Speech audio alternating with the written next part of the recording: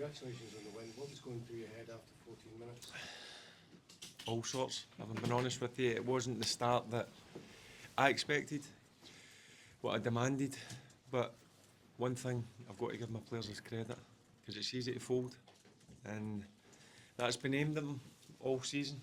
So I spoke about character, about a desire, and that's one thing that they certainly showed me, and I've got to give them praise for that. Look, there's a lot of things to work on, but when you come to a place like Kilmarnock, it's never easy, it's tough.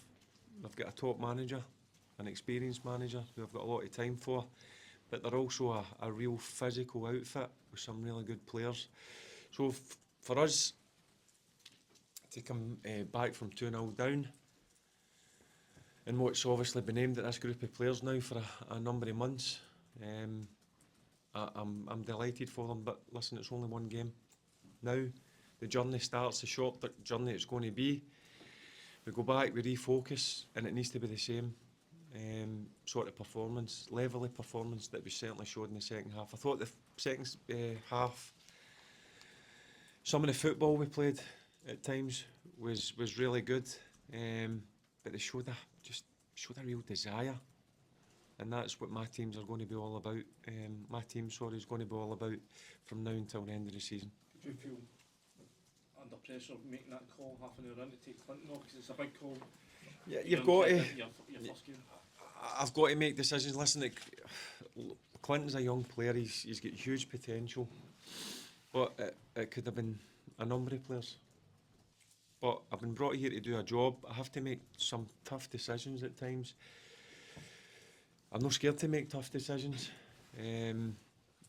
but it worked. But listen, Clinton's, we're going to work with him.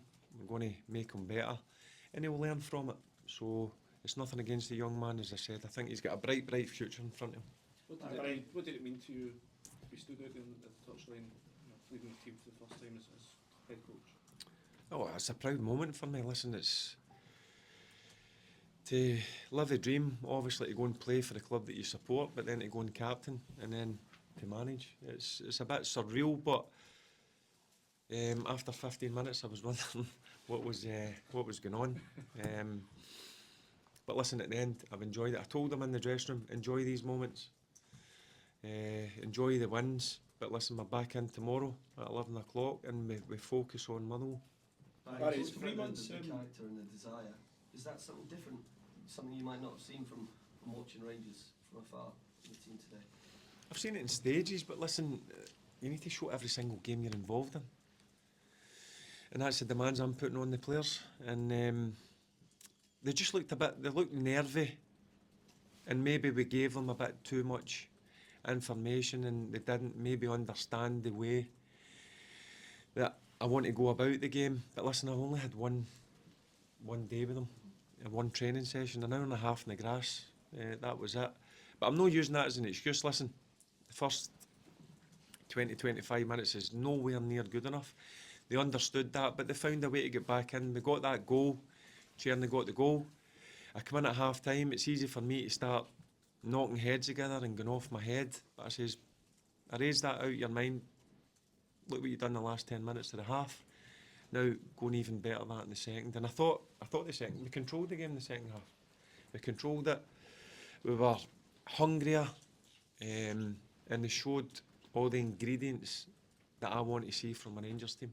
But is 3 months enough time to instil the standards and mentality needed for these players to understand that playing for Rangers is a privilege with the responsibility to entertain, win and uphold the club's expectations?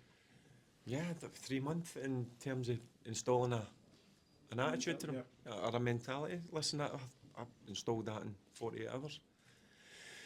Apart from the first part of the game, but I thought the group of players, listen, I'm giving them huge credit for that, because this is a tough place. No, I don't know the stats or the record books. I don't know if many teams have came here and been 2-0 down and come back and beat them 4-2 pretty convincingly. So I'm going to give my players credit, because I don't think they've had enough throughout this season. So it's about time they gave a wee bit.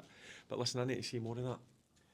Barry, there was Cyril had a chance in the first half, and then in the second half, I think you got frustrated by some of his play. Were you close to changing him coming off at some stage? I thought Cyril led the line really well. It's just me. Listen, I've got high standards, and I think sometimes I'm looking and thinking, God, what we got here on the sidelines. But listen, that's what it's all about. And I thought he was excellent. And listen, I got a response.